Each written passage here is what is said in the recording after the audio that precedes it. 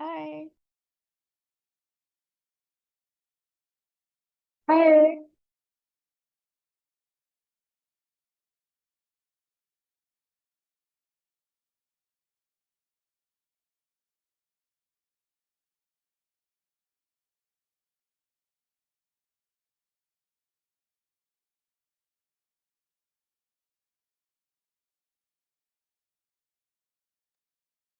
Let's wait 3 minutes or so and see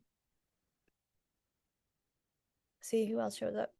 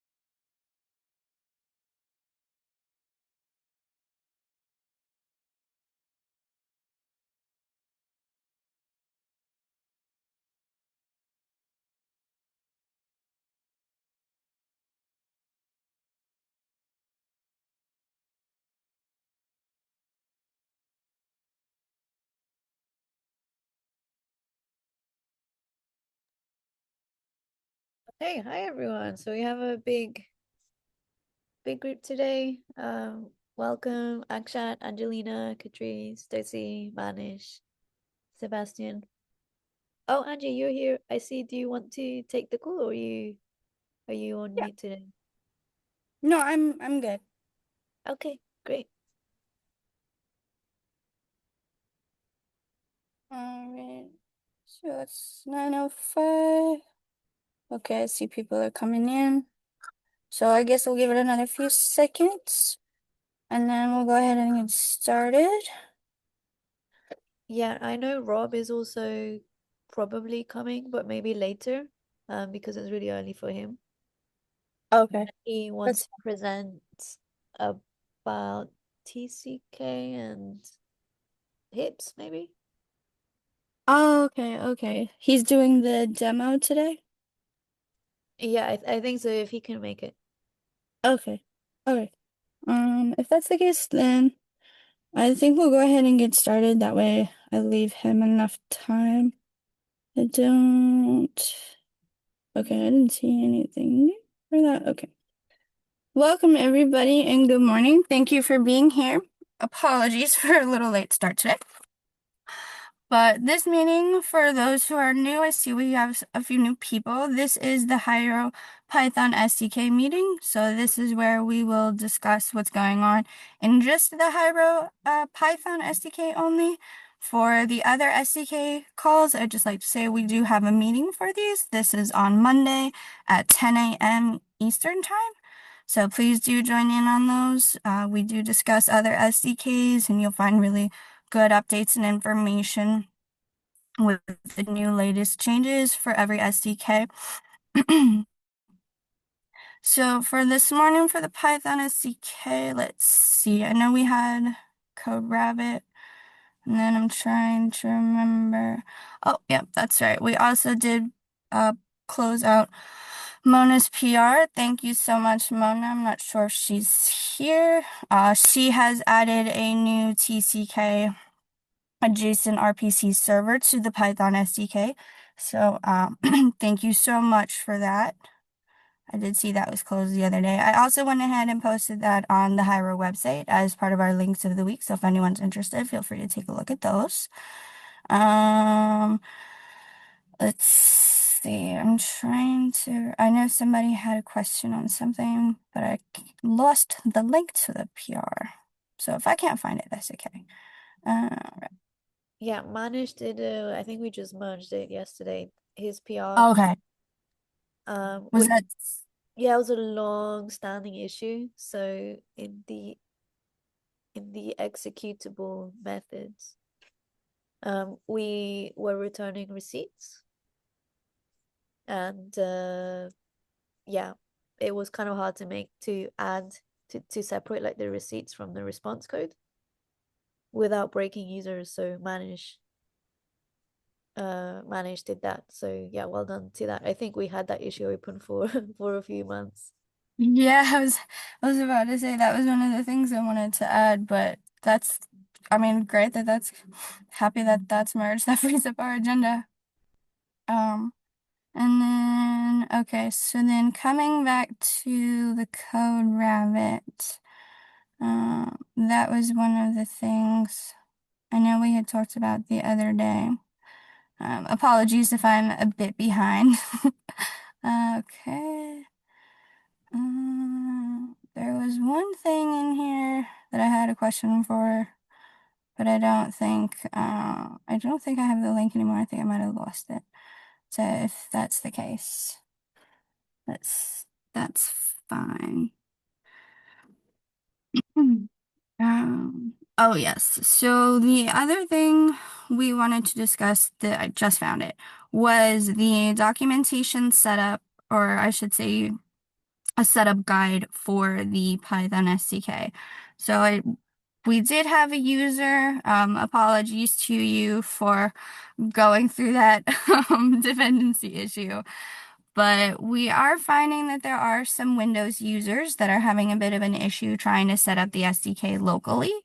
So for that, there has been some discussion of how we want to proceed in terms of do we want to kind of section this off and make it separate setup guides. I'll go ahead and share my screen. That way it makes it a bit easier. We can all see. So if we look here, we have this Python setup guide is working great for our Mac users. They have not had any issues. They've been able to go forward. At least as far as I'm aware, we have not had any reports of Mac issue setups.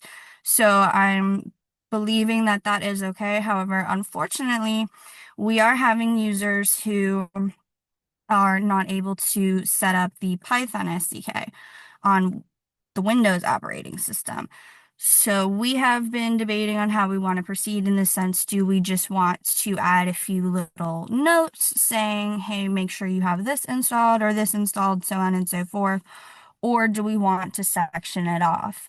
There are some votes for sectioning it off, and what I mean by this is just having separate setup guides.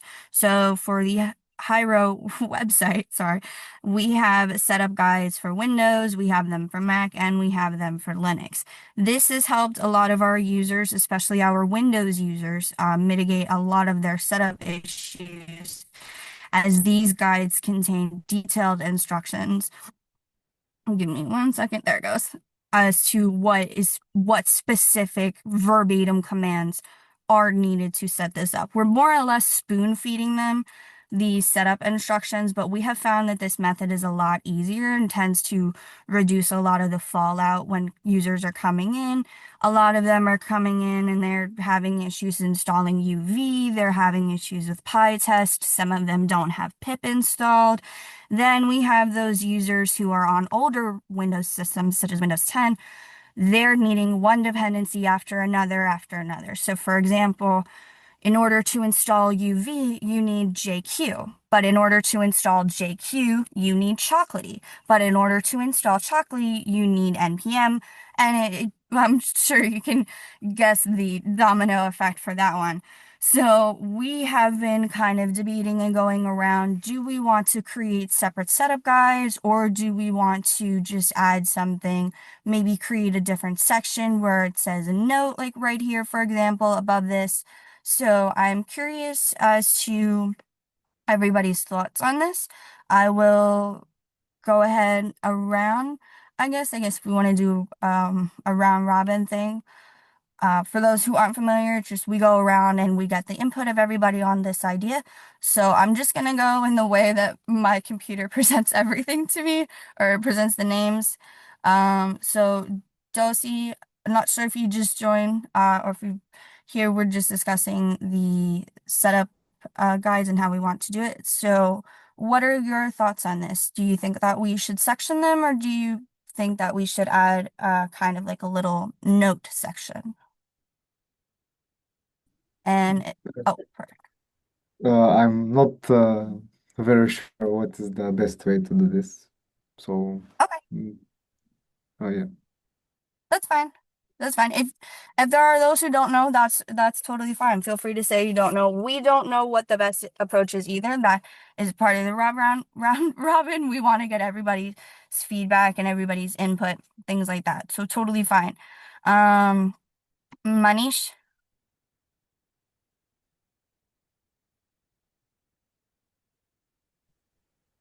if you're Am I speaking, am I audible? yes. Yeah. I also like agree with Dosik. So like, what is the best that should be like done? So for believe me, and if I have this correct, Daniel, we are thinking of possibly sectioning it off. I don't know. Sophie, what do you think? Okay, thumbs Yeah, up from Daniel. Oh, go I ahead. think Windows is always different, right? I've seen other setup guides that just have like their own Windows section.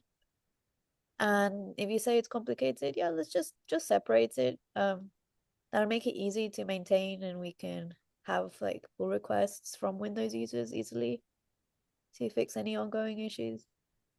Our Okay. docs section in the repo is not that well organized. Um, in like as in like it grew. We didn't expect sort of how it would grow. So like if you go into like SDK developers, for example, we have like trainings, we have just random files that could be in training or like and some of the training was separated because that was going to be possibly part of like a shorter video course, so they're kind of different as well. So yeah, I think we should create like a separate setup thing inside training maybe, and in the setup, so docs SDK developers training, there's like a setup in Oh, here. Yeah. yeah, and then we would just have like a Windows specific guide. Oh yeah, setup Windows. If we need to restructure any of like the generate protos or something so it's more Windows friendly, let us know. Yeah. This was this here? Let me see when this was done. Yeah, so our docs isn't on like it's hard to find Okay. what there is in there because they're just kind of all over the place. But moving them around is kind of risky because you end up with broken links and things. So that's just another bigger issue. Okay, I think if you'd like to, maybe let's try to move this. I know it does break a few things, so that, but that might be something we could turn into some issues if we want. If not, we can always have the one person, whoever that be, just go ahead and fix them. But I think pulling this up, we'll definitely also need to update it. I'm noticing here, I see UV if I just do a control F. Okay, yeah. So I think we're gonna need to also update it with JQ because I know there are some funny things with UV. But that's good. I'm glad to know that this was here. So actually, yeah, if everyone's in agreement, I think let's go ahead and move this up. I would like to put it at the forefront of the README if possible, just because, especially with the amount of newcomers, it'll be much easier for them to see it somewhere like right here. Full setup instructions. We could probably do it somewhere between, I'd say, these two. Yeah. And yeah, that would be a good idea. And again, I apologize, Daniel, for the dependencies you had to go through. I do hope it was not too much. But yeah, okay, cool. So that actually helps us out a lot if we have that all set up. I think at this point it's just a matter of moving and changing things, and then we will go ahead and double check those links. I don't know what just happened to my little window. Here it is. Okay. All right. Well, if that's it, I know Rob had wanted to present something. Rob, are you ready to go ahead with that? Or do you still need some time? I should be good. Okay, I will hand it over to you. Alrighty. Sorry, one sec. I'm on the other side of the room. Hold on. No, you're good. Take your time. Let me readjust here. Yeah, so I understand that Python SDK just recently merged their TCK server. So I've been working on, well, not as much recently, but I kind of started the TCK last year, and yeah, I think there was maybe some questions about what exactly it did or kind of how it works. So I just wanted to go over that a little bit today, just so everyone can kind of be on the same page and have a good understanding of what it does. So yeah, it sounds like the TCK server got merged. So the next step from here will be implementing all the various endpoints. So basically, well, you know what? I think we have. Is it in here? No, I think it might actually be in the repo. Let me just start out by kind of giving a description of what the TCK is and what it's supposed to do. So basically, a TCK, so it stands for Technology Compatibility Kit. It's basically a standardized testing harness that we use to we use it for a lot of things. So we use it in the consensus node. The consensus node CI and workflows have it integrated in there to test for regressions and breaking changes, all of that. Any changes they make on that side that if they change any flows that could maybe change an error code or maybe respond with a field in a different way. Those are breaking changes, and obviously we don't want to push those changes or to testnet or mainnet or whatever. So this TCK is basically a tool to kind of help with that. It also it verifies, I guess, happy compliance. So the Hedera API compliance or Hiero API. Basically, what that means is that it verifies that an SDK or consensus node or a mirror node works in a specific way that we want it to, that the API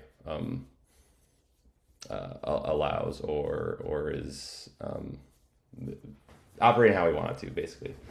So I think we have an image in here that kind of does kind of like a high level design here. Yeah, so TCK, so this is all just right here, but the entire thing is a lot bigger. So the TCK test driver, so this is what actually defines our tests. So right now we're getting close to, I think we're getting close to doing our first 1.0 release. So this will be just tests for each transaction and query that we have defined in the SDKs. So, account create, for example, we have, I think, close to 50 tests in there for that. And basically, we may have a lot more actually. When I think about it. I don't know, but basically, for each field in the account create, we test various bounds and values. I can kind of go over here. So, for example, so this is account create. So for a key, we have various tests here to be able to create an account with different keys. What happens if we try to create an account with no key, with an invalid key? Different values for all the different fields here. So auto renew period, just making sure that we can't create an account with a negative auto renew period, just various bound tests and such like that. So all the tests live here. So this is all written in JS, which I can go look in that repo and show you the code in a little bit. But basically how this works is the TCK defines and executes tests over a JSON RPC communication with an SDK server. So for each SDK, each one of these has their own JSON RPC server. And basically this server, all it does is it's its own think of it like its own executable with a dependency on the SDK. So the JSON RPC server will take in these JSON RPC requests coming from the TCK and basically convert them into the transactions, their respective transactions and queries via the SDK, and then use the SDK to send those transactions to the network. Does anyone have any basic questions on the basic flow there? That's basically how it works. There's additional steps so after the transaction and query gets executed, obviously we get the response back, the receipt, and the server communicates that back to TCK, just saying, okay, yeah, it succeeded, here was the response code, or it failed, here was the response code. And basically it uses that information along with, for some transactions, there's other information as well. So I think, for example, if you mint a token, obviously you'd get the minted token serial number back, and that's communicated back to the TCK as well. Basically, how whatever communication is received, it forwards it back to TCK, and the TCK then can query consensus node or mirror node itself to verify that those tests operated and executed how they expected. So is there any questions on the basic flow of that?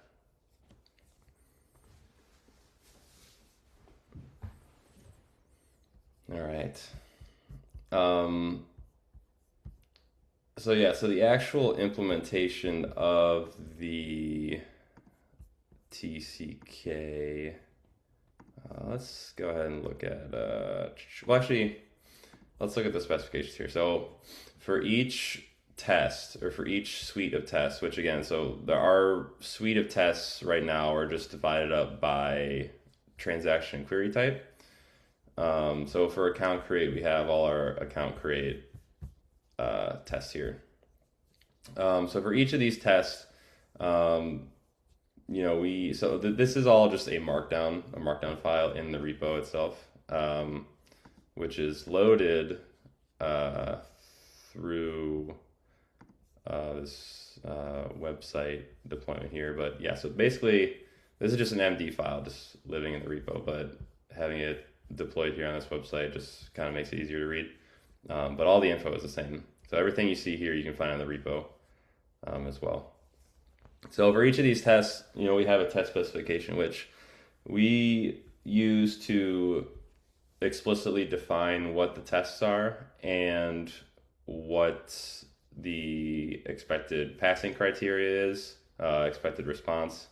In addition to that is the actual JSON RPC endpoint information, which is what will be important to anyone here that will be implementing these endpoints in the Python SDK. So basically, on the Python SDK side, like you're not going to need to really worry about all of these tests, or at least implementation wise. The actual tests themselves are already implemented in the TCK. So the only thing that will really matter on the SDK side is going to be this endpoint information.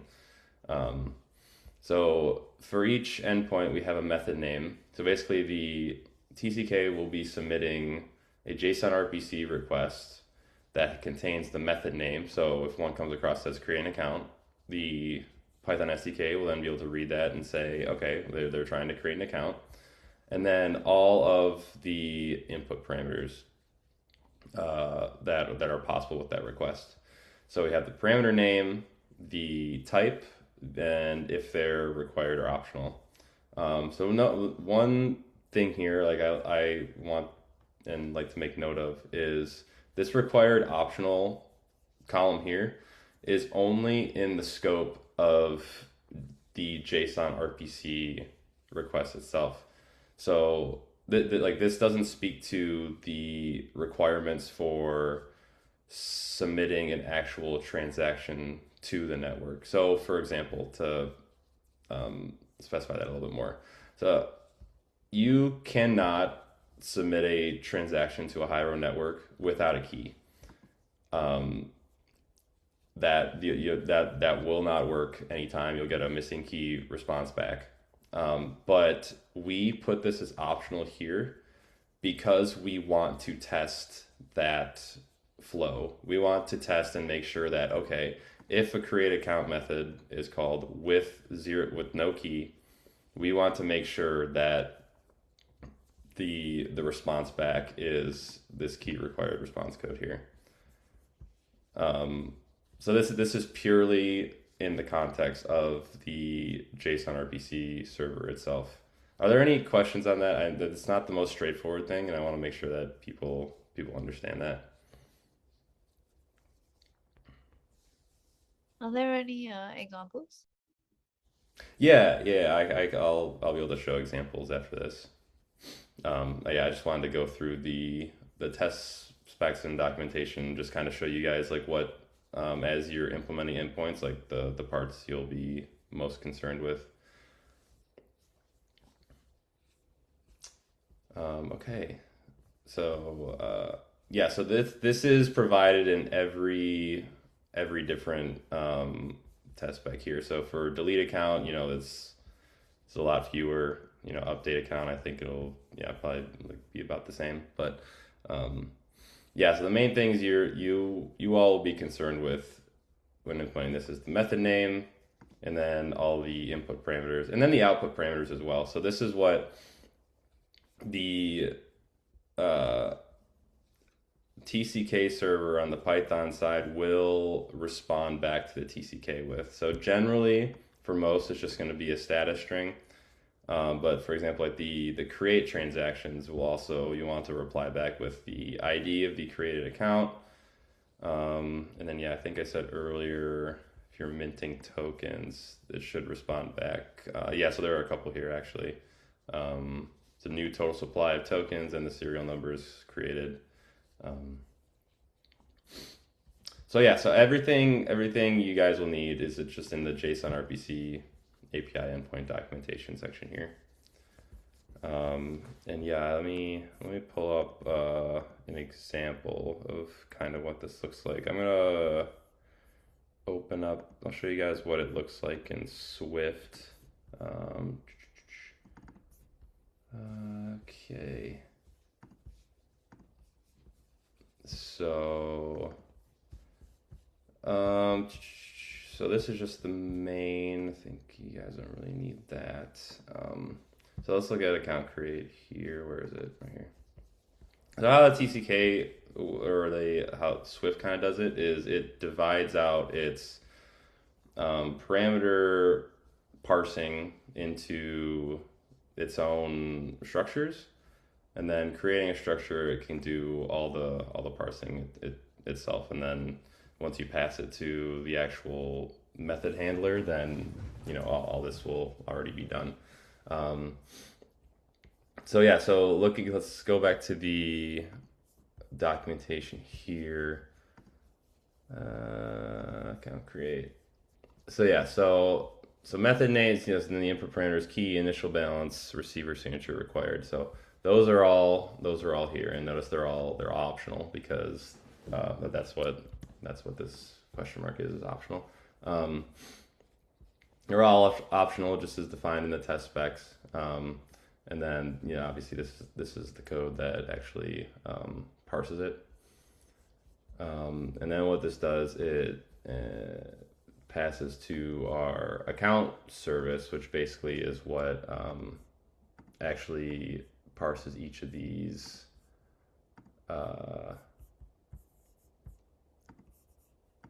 actually executes all these methods. So the create account params that we create here is then passed to this create account method, which then actually fills out the SDK transaction.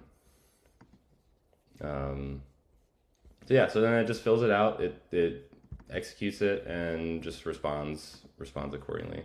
This is all registered in this main function here. So the main just goes through, and for each of these methods, which I think is just defined, it's just like an enum here. Yeah. So Swift's it works so each of these enum cases also has an underlying string that just matches what the case is. So for something like create account, it's basically checking to make sure that the actual string that matches this is matching here as well. So when the method that comes across is create account, it can go in here and call this account service create account by creating this account params object, passing into that, and then getting the response and sending it back pretty much.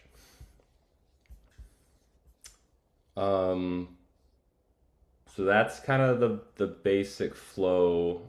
As far as implementation goes, I didn't have a chance to look at how the Python SDK implemented this, but having done this for Swift as well as C++, I think this is probably the most straightforward way to do it, just kind of, or like how to divide out params parsing and then keeping everything organized with different services like this. So even like the file structure over here, so we just have everything for account, and then everything for contracts, files, and tokens, topics, so on and so forth. But they pretty much all work and operate the same as this. I know that was a lot that I threw at you guys, so I'm probably sure I missed something. So are there any questions about implementation? Or actually here, I can show you what the TCK side looks like as well. So again, here the docs here's where all the test specs live. Again, it kind of has that same organization, just dividing it up by service. The actual tests here live in the source folder tests, and then whatever service you're looking for. So this is the account create. Let me see if I can. Oh, gosh, I'm still getting familiar with the cursor key, or the quick key things, whatever. But yeah, so basically, the tests here are kind of divided up in the same way as they are in the test specs. So we divide up by the parameter that we're testing. So we have key here, and then if we go over to the actual test here, that's basically what this describe block is. It's basically just describing like a suite of tests. So here, if I actually fold these up, you'll notice that we have, well, this is just a helper function. So in the key test suite here, we have 8 functions, or 8 tests. And in the test specs, we have 8 tests. So it should all match up and be good. Yeah, so I mean, again, this is all written in JS. So if you know JS, you can go through and probably make sense of this pretty easily. If not, I mean, all the tests look pretty similar. So you should be able to get an idea of how these work and how to write them. But yeah, so even just like a basic create an account with a valid key. So we have, you know, a key that we make here, and then this JSON RPC request object is what constructs the actual JSON RPC payload. So again, so this is the method name, the create account, and then all the different parameters that we would want to input here. So again, here we're just inputting a key. So we input the key, and then we get a response back, and we can feed that into our verification function here to make sure that the account was created correctly and everything looks good. So actually here, so this is there's not really a great way to do this. So basically, the TCK has a dependency on the JS SDK, which is what it's testing, which is kind of annoying. It's kind of like a weird like circular dependency thing there, but for when it comes to like actually verifying how tests operate and basically making sure that things are created, or just, you know, the test does whatever it's supposed to do. I mean, the best way to do that is to just query the consensus node and make sure that, you know, an account was, in this instance, that the account was created. But we also query the mirror node here to you know, verify any other mirror node regressions as well. So yeah, so I guess I'll open it up for questions. I think I've pretty much covered everything, and I know I kind of feel like I kind of sped through the TCK test side here, but I guess the main thing I want to make sure that everyone here understands is when you're developing the endpoints on the Python side, basically I just want to make sure you guys know like what you guys should be looking for in the documentation. So I think I went over that here, but yeah, are there like any questions on anything really? I guess I can maybe run a quick example, kind of show you how to run it. I don't know if I have, so okay, I do have solo running still. Oh gosh, I didn't do this before, so hopefully it just works. So I'm just gonna use a Swift SDK here. So we make sure, obviously, that the network is actually running, which it looks like it's still handling connections here, so that's good. What's happening here? So trying to start up the server on the Swift side. So again, so this is the part that'll actually be serving the TCK request. Let me grab the latest from main here. Actually running the test here, I guess I can quickly go over that. The how to run the test is just in the TCK README. So this goes up over installing, running, basically everything you need. I think some of this may actually be out of date, so I might need to go back and look through that. But the main concerns should be right here. So when you clone it, obviously you just need to install dependencies, and then from there you should be able to run exactly what you need.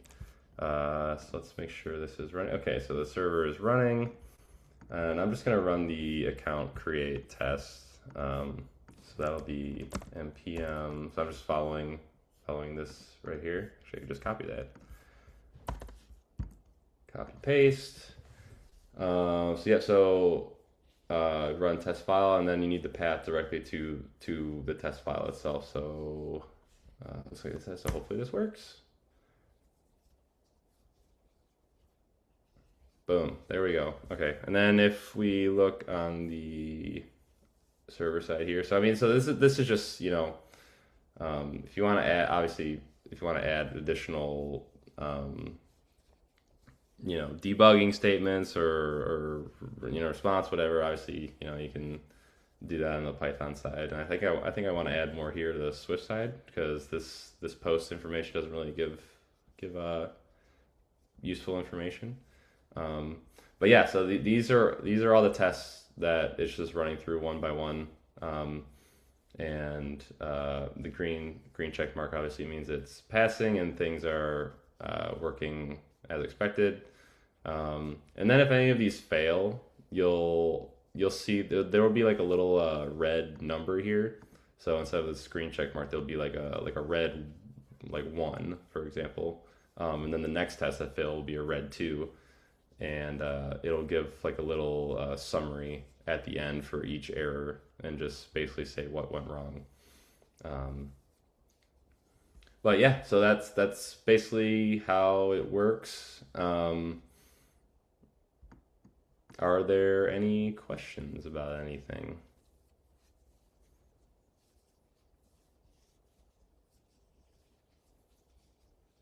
How often do you run this, Rob, or is this sort of done automatically? So I think we're still trying to figure that out, I think. So I think this runs, they've been working on the workflows in here. So we have one in here for most of the different SDKs. So I think JS runs here. So I think a lot of it's just going to be probably just like copy paste. Like if you wanted to add one here, there's a lot of it's just going to be like copy paste of what this looks like. Obviously, you know, you'll have to do whatever to set up your own server. But I think we were maybe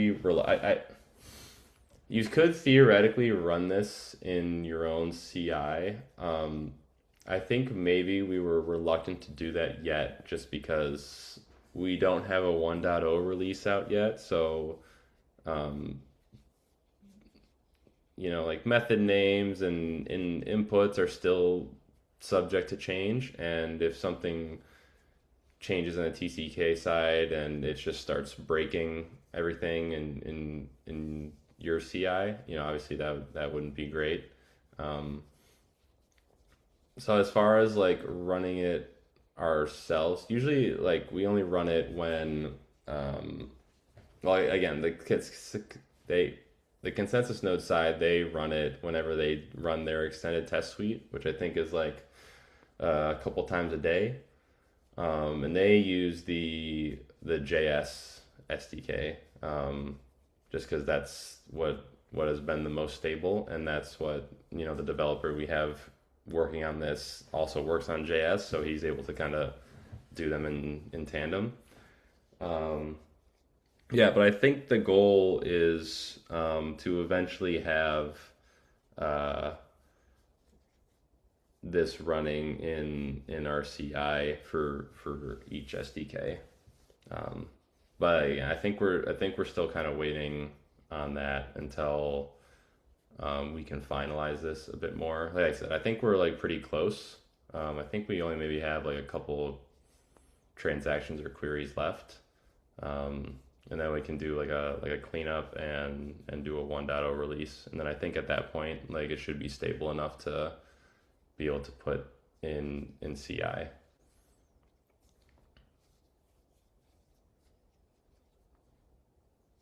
And if you do try and run it locally, like what would be the steps to do that? Yeah. So just kind of like what I went through here. So obviously, like, so whatever you need to do to run solo. Uh, yeah, I already had it running, so I guess I didn't really go through that. But I have my own just kind of like run solo script here. But I think they've upped their documentation on how to run solo. I think there's just like a one shot command now. Um, they should be able to do that, and then uh, run your TCK server, which is what I did here, and then that um, that command I ran here, which is in the TCK README, shows how to run those tests. Yeah, Angie. Does this run perfectly on Windows, or has it been tested on Windows? So I think a lot of that is going to be.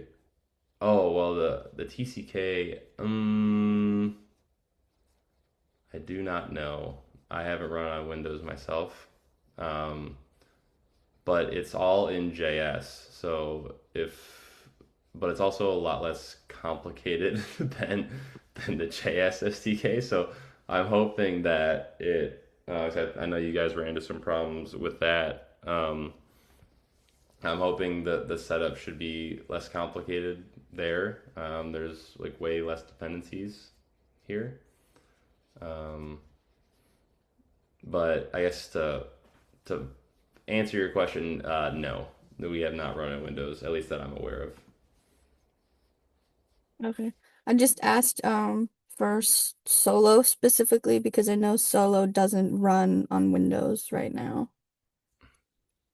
So that was just why I was asking. I wanted Yeah, to run this, but I see that if Solo is needed, I don't think I can. yeah, yeah, yeah. I Uh, think. Oh, sorry. Was someone else gonna say something? yeah. So unless someone is having WSL, you can run solo. I have Yeah. WSL, but for whatever reason, Mm. my I guess machine just does not run solo the way that I guess they expect it to. I am working with someone on the solo team to try to fix this. I have not heard anything back from them, so I'm assuming that they're still working on a fix. So I was just more or less curious if anyone had tried it on Windows. Yeah, yeah, mine is running. Mine I can run. Do you have Windows 10 or 11? 11. Oh, okay. I have Windows 10. Okay. Yeah, I think the solo team and release engineering team is on uh, like a trip right now. I think they're kind of doing like a team like meetup in like Lisbon, I think. But yeah, if you're not like receiving responses from them for this week, that might be why.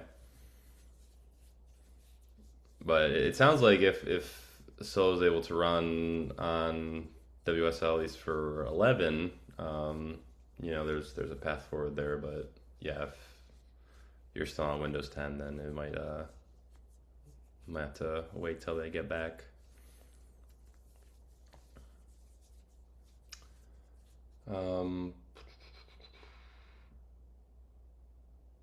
Yeah, are there any other questions? We kind of have a good idea of like uh, what's needed to be implemented on the Python side to run these tests. Um, I think for most part, if like the Python SDK used like a JSON RPC library, um, I think even if there's only one endpoint implemented, like create account, for example, I think most JSON RPC libraries are able to handle the case where a method name isn't known and it's able just to like skip it. Um, Obviously that could be different based on whatever library is used. But even if you just have like an account create, I think you should be able to just do like an npm run test and run all the tests, and it just should be able to skip whichever ones you don't have endpoints implemented for. Um, but yeah, I mean, again, that depends on whatever JSON RPC library is used, or if you did the implementation yourself. But yeah, I mean, if there are any other questions, or if anyone thinks of something later, I'm on Discord. You can always reach out, and I'm more than happy to help.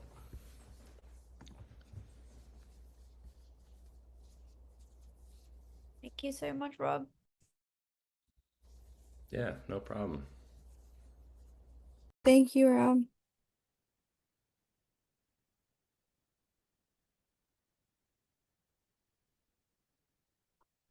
Okay, and with that, we have come to the end of the hour with the last 8 minutes.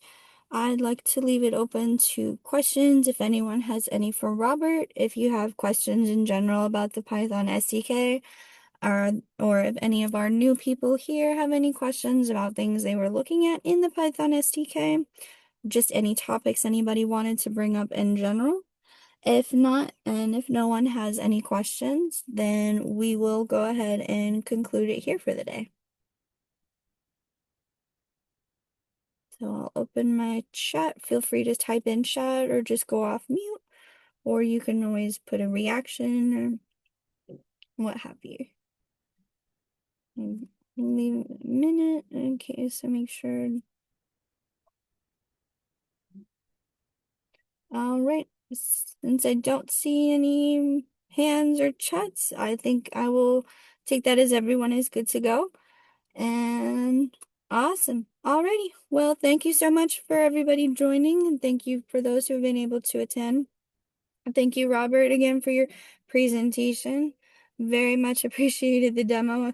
I myself had some questions about it, so that definitely helped clear things up for me.